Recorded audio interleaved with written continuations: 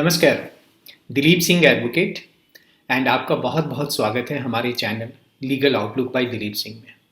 आज सुबह morning newspaper में मैंने पढ़ा कि प्रोफेसर वारवारा राव को जमानत दे दी गई है और दिन में फिर एक न्यूज़ आई कि जो यंग एक्टिविस्ट दिशा रवि है उसको भी जमानत मिल गई है और इन दोनों केसेस की काफ़ी पॉलिटिकल सिग्निफिकेंस है।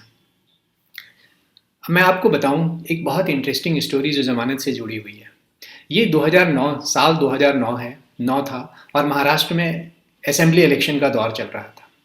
26 सितंबर 2009 को शाम को 6 बजे जो सिद्धरमप्पा पाटिल बीजेपी के कैंडिडेट थे वो एक गांव में जाते हैं और वहाँ पे पहले से ही कांग्रेस के जो कैंडिडेट होता है उसके लोग वहाँ पे जुटे हुए होते हैं और एक लड़ाई होती है और उसमें गोली चलती है और बीजेपी के एक कार्यकर्ता की डेथ हो जाती है।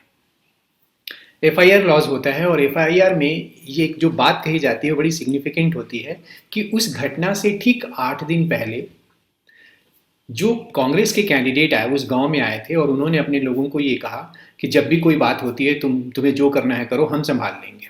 और उन्होंने अपने लोगों को एग्जॉर्ट किया, उत्तेजित किया, इंस्टिगेट किया कोई भी घटना को अंजाम देने के लिए।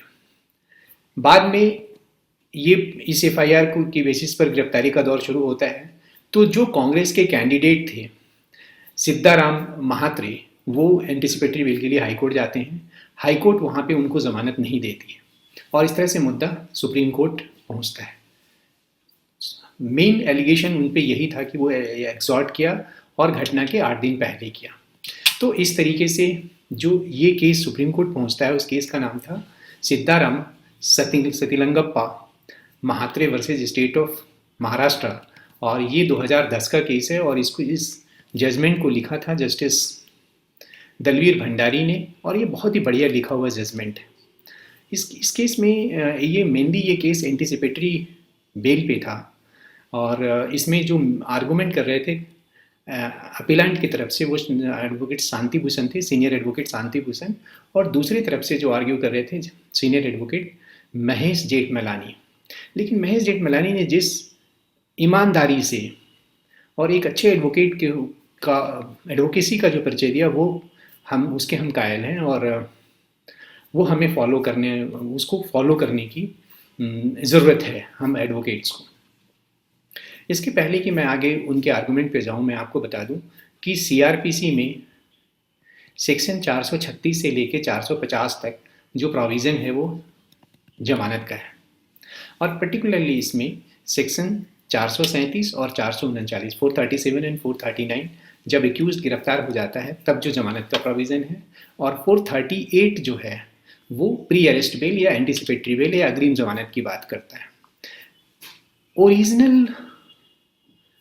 ओरिजिनल जो सीआरपीसी थी उसमें कोई प्रोविज़न नहीं था एंटिसिपेटरी बेल का और फर्स्ट टाइम ये इंट्रोड्यूस हुआ और ये आइडिया डिस्कस हुआ 41st रिपोर्ट में लॉ कमीशन के 1969 में, जहाँ पे ये कहा गया कि एक प्रोविज़न ऐसा होना चाहिए जिसमें हाई कोर्ट और सुप्रीम कोर्ट के पास पावर हो कि वो जमानत दे सके अगर अरेस्ट का डर है किसी व्यक्ति को। और इसको मैच्योर किया गया फिर 48th रिपोर्ट में 1972 में लॉ कमीशन ने इसको क्रिस्टलाइज किया और वो जाकर फिर 1973 के अमेंडमेंट में ये 438 इंट्रोड्यूस किया गया प्री अरेस्ट बेल या एंटिसिपेटरी बेल के रूप में।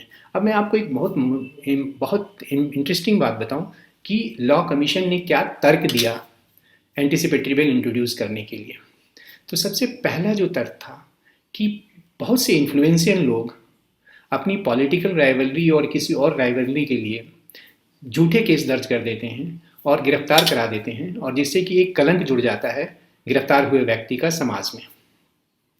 दूसरा ये कहा कि कई बार ऐसा होता है कि जो मुलजिम होता है, मुलजिम की ना तो वो कोई पॉसिबिलिटी है कि वो मिसयूज़ करेगा अपनी लिबर्टी को या भाग जाएगा और प्रोसेस में पार्टिसिपेट नहीं करेगा। तो इस तरीके से जो ये दोनों बात आर्गुमेंट को देते हुए लॉ कमीशन ने रिकमेंड किया और ये एंटिसिपेटरी बेल का प्रोविज़न हमारे सीआरपीसी में आ गया। अब हम देखते हैं कि जस्टिस श्री महेश जेठमलानी जी ने क्या आर्ग्यू किया और कैसे फेयरली आर्ग्यू किया। सबसे पहले तो आर्ग्यू करते वक्त उन्होंने कहा कि भाई ये केस मर्डर से रिलेटेड है, इसमें एंटिसिपेटरी बनता नहीं है, और हाई कोर्ट ने सही तरीके से इसको डिसमिस किया। और उन्होंने Pokarram versus state of Rajasthan का जिक्र किया, जिसमें कि ये कहा गया था कि भाई अगर मर्डर केस है तो कस्टोडियल इंटरप्रिटेशन होना एक ज़रूरी है। उन्होंने कई और केसेस साइट किए जो 2 जजेज या 3 जजेज बेंच का सुप्रीम कोर्ट का था, जिसमें एंटिसिपेटरी बेल डिसमिस किया गया था, मना किया गया था। लेकिन उन्होंने बहुत फेयरली सबमिट किया कि ये जितने भी जजमेंट्स हैं वो जो कॉन्स्टिट्यूशन बेंच का जजमेंट है सीबिया केस में 1980 का, उसके खिलाफ है और ये पर इनक्यूरियम है। मीन्स कि जो ये जजमेंट चाहे वो सलालुद्दीन अहमद समद शेख वर्सेज स्टेट हो, या दूसरा Adri Dharan Das versus state of West Bengal 2005 का जजमेंट हो, या Sunita Devi versus state of Bihar 2005 का जजमेंट हो, ये सारे जजमेंट्स जो हैं वो सीबिया वाले जजमेंट जो कॉन्स्टिट्यूशन बेंच का जजमेंट है उसके खिलाफ है, तो जिसमें इन्होंने बेल डिनाई किया था। और उन्होंने फेयरली सबमिट किया कि सीबिया के जजमेंट को ही माना जाना चाहिए, और जो भी और कन्फ्लिक्टिंग व्यूज़ वाले जजमेंट हैं और वो लोअर लेसर स्ट्रेंथ के बेंच के हैं तो उनको इग्नोर किया जाना चाहिए। और उनके इस आर्गूमेंट को एक्सेप्ट करते हुए सुप्रीम कोर्ट ने सीबिया को गुरबख्श सिंह सीबिया के जजमेंट को फॉलो किया और उसको इस केस में जमानत दे दी। मैं ये इसलिए कह रहा हूँ कि कितना फेयरली उन्होंने एडमिट किया, जबकि आज का दौर ऐसा है कि जो opposite party tooth and nail fight करती है, इवन उस केसेस में भी जहाँ पे फेयरली जमानत बनता है। मैं एक और बात जिक्र करना चाहूँगा, गुरबख्श सिंह सीबिया वाले केस में जो कॉन्स्टिट्यूशन बेंच था उसको लीड कर रहे थे, उसको प्रिसाइड कर रहे थे justice Chandrachud, chief justice of India थे उस समय। उन्होंने वैसे तो बहुत सारे एडवोकेट्स थे, जो सीनियर एडवोकेट्स थे वो आर्ग्यू कर रहे थे, बहुत एक बंच केसेस था जिसको इकट्ठा करके सुना गया था। लेकिन उन्होंने एक एडवोकेट थे श्री वीएम तारकुंडे, उनकी बात को उन्होंने बहुत वैल्यू दी और उसको मेन आर्गूमेंट माना। जब सीएम वीएम तारकुंडे जी ने कहा कि हम 438 में अगर कोई रिस्ट्रिक्शंस डालना चाहते हैं तो ये लेजिस्लेचर के इंटेंशन के खिलाफ होगा। अगर 438 में एंटिसिपेटरी बेल में अगर रिस्ट्रिक्शंस डालना ही होता तो लेजिस्लेचर खुद डाल देती, और ख़ासकर इस केस में पर्सनल लिबर्टी का मामला है और article 21 of the constitution guarantee करती है पर्सनल लिबर्टी। तो कोई भी रिस्ट्रिक्शंस ऐसा डालना कोर्ट पे और कोर्ट के डिस्क्रिशन को कम करना जो हाई कोर्ट और सेशन कोर्ट जमानत दे सकती है, ये लेजिस्लेचर के इंटेंशन के खिलाफ होगा। और ख़ासकर अगर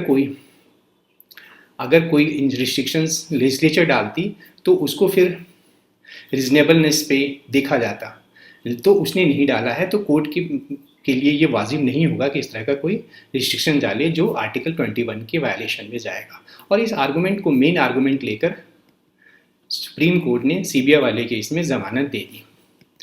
तो हम ये देखते हैं कि मैं आज ये क्यों मेंशन कर रहा हूँ। मैं इसलिए मेंशन कर रहा हूँ कि आज की डेट में सियासत और जमानत दोनों एक दूसरे से मिक्स हो गए हैं, और सियासत ज़्यादा बड़ा हो गया है जमानत से, जबकि जमानत एक पर्सनल लिबर्टी को सिक्योर करता है, तो वो ज़्यादा बड़ा होना चाहिए। और कोर्ट को और जो भी इससे जुड़े हुए स्टेक होल्डर्स हैं उनको जमानत की वैल्यू को समझकर और जो पॉलिटिकल मोटिवेटेड मिसयूज़ हो रहा है उसको रोकने का प्रयास करना चाहिए। धन्यवाद, नमस्कार।